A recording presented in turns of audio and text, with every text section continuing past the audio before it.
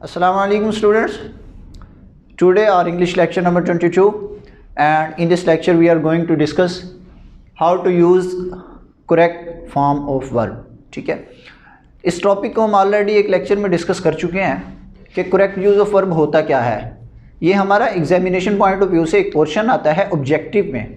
ठीक है, हमारे एमसीक्यूज़ जो होते हैं उसमें ये आता है कि कुछ एमसीक्यूज़ दिए होते हैं और उनमें कोई सेंटेंस किसी भी टेंस से रेलिवेंट दिया होता है, और होता यह है कि वर्ब की जो फॉर्म है, वर्ब की जो जगह है उसको स्किप किया हो जाता है और उसी सेंटेंस के और उसी टेंस के अप्रोप्रिएट वर्ब की फॉर्म हमने सेलेक्ट करनी होती है, चूज़ करके वहाँ पे लगानी होती है। ठीक है, और काफ़ी इम्पोर्टेंट है ये।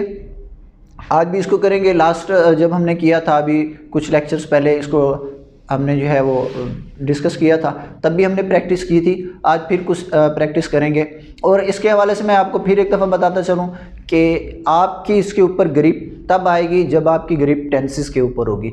Remember the rules of the tense. ठीक है, आपको हर टेंस के रूल्स का पता होना चाहिए। उसके रूल्स का मतलब उसके स्ट्रक्चर का पता होना चाहिए, उसकी फॉर्मेशन कैसे होती है। ठीक है, तभी आप इसको आसानी से कर पाएंगे। तो मैं यहाँ पे फिर अगेन लिखूँगा कुछ टेंसेस के जो है वो सेंटेंसेस लिखूंगा, उसमें वर्ब की जो जगह है उसको स्किप करूंगा और उसके बाद फिर हम उसकी प्रैक्टिस करेंगे, उसको देखेंगे कि कैसे होता है। मैं यहाँ पे एक सेंटेंस लिख रहा हूं, they did not, and here I have space us.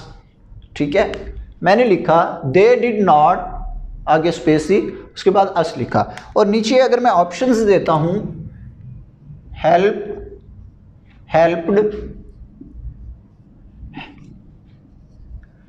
Helps and helping.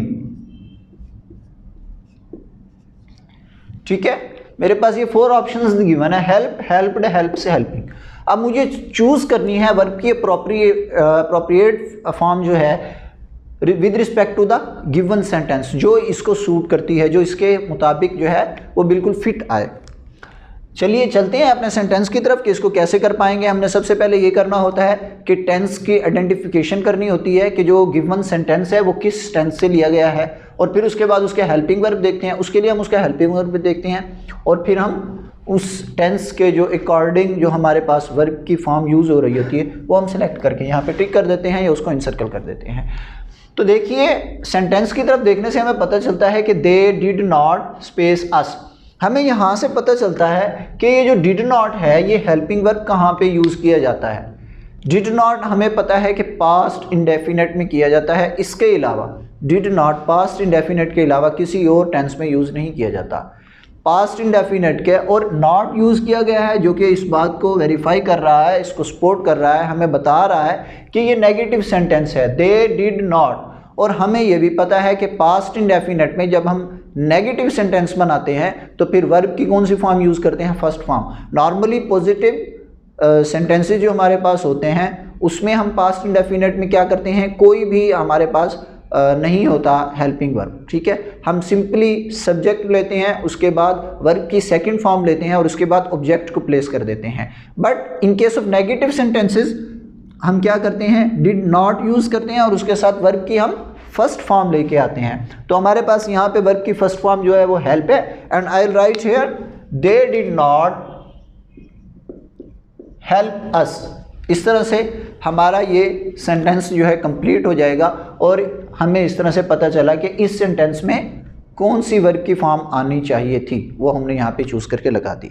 मैं एक और सेंटेंस लेने लगा हूँ, मैं यहाँ पे लिखता हूँ हैव यू,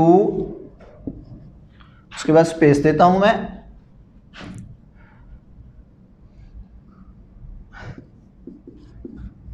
फूड।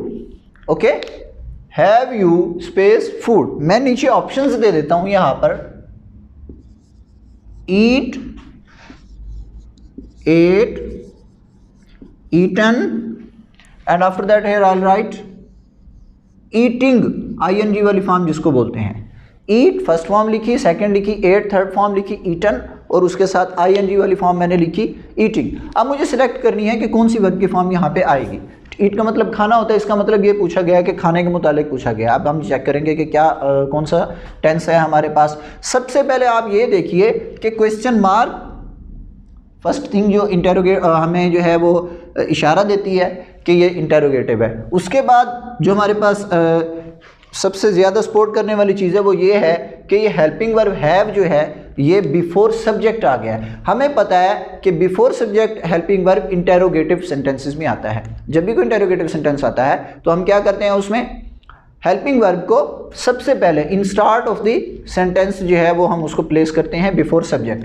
तो ये हमें बता रहा है कि ये इंटेरोगेटिव सेंटेंस है और ये क्वेश्चन मार्क भी। अब हमने चलना है कि हमारे पास टेंस कौन सा है, अब हमने ये आइडेंटिफाई करना है। तो आप ये देखिए कि हैव आ रहा है, हैव जो है वो हमारे पास किस टेंस में as a helping verb use किया जाता है। तो अगर हम गौर करें तो हमें पता चलता है कि प्रेजेंट परफेक्ट टेंस में हैज़ और हैव यूज़ किया जाता है। Has for singular subject and have for plural.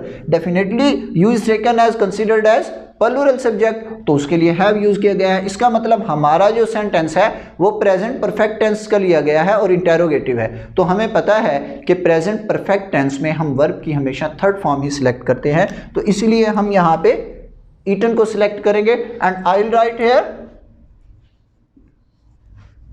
Eaten. Have you eaten food, क्या तुमने खाना खा लिया है या क्या तुम खाना खा चुके हो। और इस तरह से हमारा ये सेंटेंस जो है वो कंप्लीट हो जाता है। मैं इसके बाद एक और सेंटेंस लेता हूं,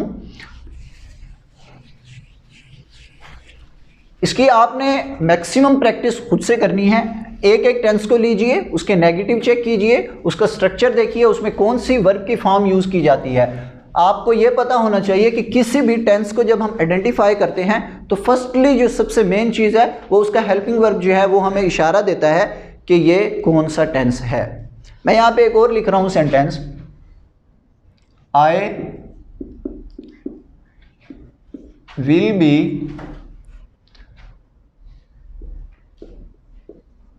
kite. I wrote here I will be space kite. ठीक है, काइट हमें पता है पतंग को कहते हैं। और नीचे मैं ऑप्शंस अगर दे देता हूं, फ्लाई, फ्लाइंग,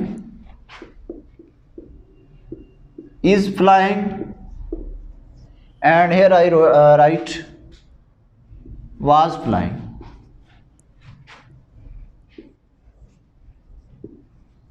ठीक है, मैंने यहाँ पे वर्ब की जगह थी उसको स्किप कर दिया और नीचे डिफरेंट ऑप्शंस दिया आपको। अच्छा, यहाँ पे मैंने थोड़ा सा ये किया है कि यहाँ पे इनके साथ भी कुछ हेल्पिंग वर्ब लगाए हैं। इसके साथ इज लगाया है, इसके साथ वाज लगाया है। ये हो सकता है, आ सकता है, लेकिन इससे कंफ्यूज नहीं होना, क्योंकि हमने देखना है इस हेल्पिंग वर्ब को जो कि ऑलरेडी गिवन है, उसी के अकॉर्डिंग हमने वर्ब की फॉर्म सेलेक्ट करनी है। तो देखिए, I will be space kite, हमें यहाँ से पता चल रहा है कि ये जो विल बी हेल्पिंग वर्ब है ये कौन से टेंस में यूज़ किया जाता है। तो गौर करने में पता चलता है कि ये तो फ्यूचर कॉन्टिन्यूस का है, बिकॉज फ्यूचर इंडेफिनिट में सिंपल विल यूज़ किया जाता है, जबकि कॉन्टिन्यूस के केस में विल बी यूज़ किया जाता है। ठीक है, तो हमें पता है कि फ्यूचर कॉन्टिन्यूस में हम वर्ब की ing वाली फॉर्म यूज़ करते हैं, बिकॉज कॉन्टिन्यूस कोई भी है, चाहे वो प्रेजेंट का हो, पास्ट का हो या परफेक्ट का हो, उसमें हमेशा ing वाली फॉर्म यूज़ की जाती है, जो कि यहाँ पे फ्लाइंग है। तो मैं यहाँ पे लिखूँगा flying, I will be flying kite, मैं पतंग उड़ा रहा हूँगा। ठीक है, इन फ्यूचर, मुस्तकबिल में बात की जा रही है। मैं यहाँ पे एक और लिखता हूँ, एक टेंस का लेता हूँ सेंटेंस,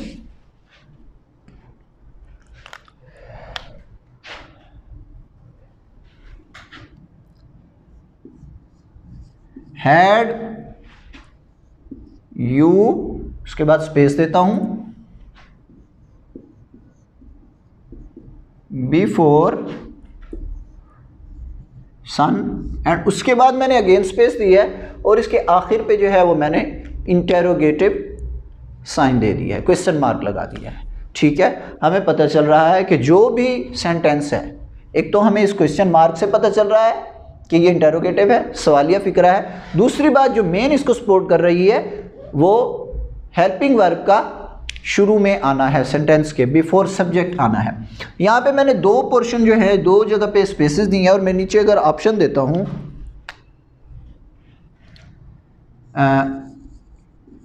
रीच एंड सेट, ठीक है। उसके बाद मैं कहता हूं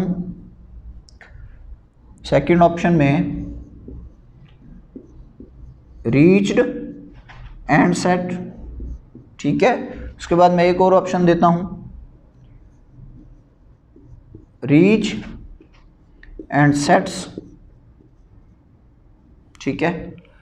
ये मैंने फॉर प्रैक्टिस आपके लिए यहाँ पे ये थोड़ा कॉम्प्लेक्स करके लिखा है ताकि आपको अगर यहाँ पे स्किप की गई हो या यहाँ पे स्किप की गई हो आपको कोई इशू नहीं होना चाहिए, ठीक है। ये दो वर्ब लिखे हैं डिफरेंट, रीच का मतलब पहुँचना है जो यहाँ पे आएगा, अब उसकी फॉर्म हम सिलेक्ट करेंगे, डिसाइड करेंगे कि कौन सी आती है, और सेट का मतलब है गुरूब होना, सन सूरज की बात की जा रही है कि सन सेट गुरूब होने की बात की जा रही है, यहाँ पे सेट आएगा डेफिनेटली। अब हमें दो चीज़ों से पता चला कि ये सेंटेंस जो है वो तो इंटरोगेटिव है, एक तो ये बता रहा है हमें हेल्पिंग वर्ब जो स्टार्ट में आ गए है, दूसरा क्वेश्चन मार्क है, ठीक है। अब हमने ये आइडेंटिफाई करना है कि ये जो हमारे पास सेंटेंस है ये किस टेंस से लिया गया है, किस टेंस का है। तो देखिए जनाब कि ये जो हैड गिवन है यहाँ पे वो हमें बता रहा है कि ये पास्ट परफेक्ट का है, because had is used as a helping verb in only past perfect, ठीक है। पास्ट परफेक्ट टेंस में ही यूज़ किया जाता है, इसके अलावा हैड आपको किसी टेंस में यूज़ करता हुआ नहीं मिलेगा। हैड बीन है तो वो पास्ट परफेक्ट कॉन्टिन्यूज में आता है, बट वो हैड बीन है। सिंपल हैड अकेला जो है वो पास्ट परफेक्ट के ही केस में यूज़ किया जाता है। अब हम पास्ट परफेक्ट के स्ट्रक्चर की बात करते हैं तो हमें पता चलता है कि उसमें क्या होता है, थर्ड फॉर्म आती है, ठीक है। हैड के साथ हमेशा थर्ड फॉर्म आती है जो कि पास्ट परफेक्ट का है, एंड आफ्टर दैट जो होता है बिफोर सन, उसके बाद सिंपल ये वाला जो इसके दो पोर्शन होते हैं, एक पास्ट परफेक्ट का होता है जिसमें हैड और थर्ड फॉर्म आती है, जबकि दूसरे में हम सिंपली क्या करते हैं पास्ट इंडेफिनेट का होता है जिसमें हम subject and after that simply second form of verb लगा देते हैं, ठीक है। तो इसका मतलब ये है कि इसके साथ तो थर्ड फॉर्म आएगी जो कि हमारे पास रीच्ड है, बाकी उसमें भी रीच लिखा हुआ है, इसमें भी, इसका मतलब ये रीच्ड आएगा। मैं यहाँ पे लिखता हूँ हैड यू रीच्ड, ठीक है, हैड यू रीच्ड बिफोर सन।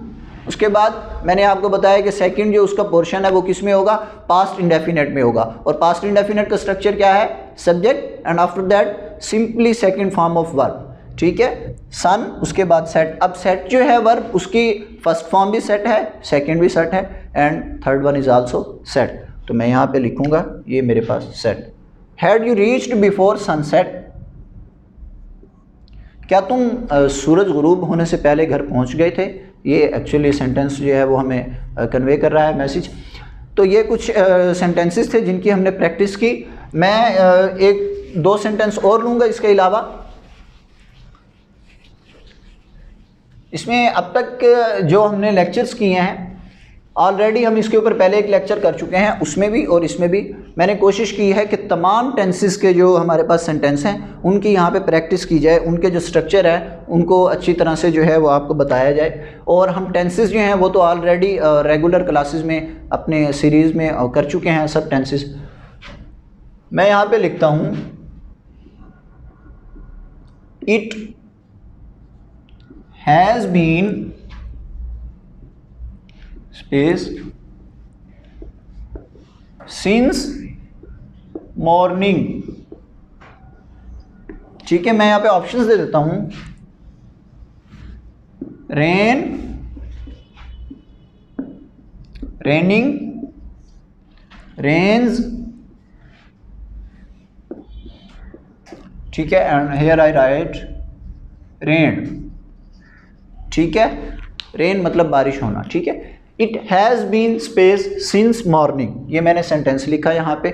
अब हमने सबसे पहले फिर वही काम करना है, टेंस की आइडेंटिफिकेशन करनी है कि कौन सा टेंस है, ये सेंटेंस किस टेंस का है, और उसके लिए हम क्या करते हैं, हमेशा हेल्पिंग वर्ब से आइडेंटिफाई करते हैं। तो देखिए जनाब यहाँ पे हैज़ बीन यूज़ किया गया है, और ये हमें पता चलता है अगर हम गौर करें कि ये तो प्रेजेंट परफेक्ट कॉन्टिन्यूस का है, बिकॉज हैज़ और उसके साथ बीन जो है, हमेशा एक बात याद रखिए कि जब किसी हेल्पिंग वर्ब के साथ बीन आता है तो वो मोस्टली हमारे पास सिर्फ और सिर्फ परफेक्ट कॉन्टिन्यूस का केस होता है। अगर हम बात करें प्रेजेंट परफेक्ट कॉन्टिन्यूस की तो उसमें हैज़ बीन या हैव बीन यूज़ किया जाता है। अगर हम बात करते हैं पास्ट परफेक्ट कॉन्टिन्यूस की उसमें हैड बीन यूज़ किया जाता है। जबकि अगर हम बात करें फ्यूचर परफेक्ट कॉन्टिन्यूस की तो उसमें विल हैव बीन यूज़ किया जाता है। ठीक है, तो मैं ये बताना चाह रहा हूँ कि जो बीन है वो हमारे पास परफेक्ट कॉन्टिन्यूस में आता है। जिस तरह से हमारे पास वर्ब की आईएनजी वाली फॉर्म जो है वो हमेशा किसी भी टेंस का कोई भी केस हो वो हमेशा कॉन्टिन्यूस में ही आएगी, चाहे वो प्रेजेंट हो, प्रेजेंट का कॉन्टिन्यूस हो, पास्ट का कॉन्टिन्यूस हो या परफेक्ट का कॉन्टिन्यूस हो। इसी तरह से ये जो बीन आएगा जब हैज़ बीन आए,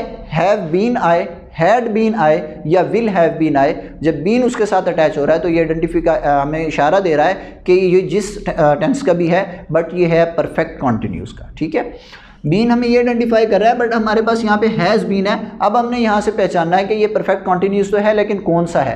तो हमें पता है कि हैज़ बीन जो है वो प्रेजेंट परफेक्ट कॉन्टिन्यूस के केस में यूज़ किया जाता है। सिंपली ये कोई इंटेरोगेटिव नहीं है, एक सिंपल जो है वो पॉजिटिव सेंटेंस है। तो इसमें अब हमने जो वर्ब की फॉर्म सेलेक्ट करनी है, it has been space since morning. ठीक है, और सिंस जो है वो भी ऑलरेडी इस बात को सपोर्ट कर रहा है कि ये परफेक्ट कॉन्टिन्यूस क्या है, बिकॉज सिंस या फॉर जो है वो पॉइंट ऑफ टाइम या पीरियड ऑफ टाइम के लिए जो हमें पता है यूज़ किए जाते हैं। ये सिर्फ परफेक्ट कॉन्टिन्यूस के केस में ही यूज़ किए जाते हैं और सेंटेंसेस में या टेंसेस में यूज़ नहीं किए जाते।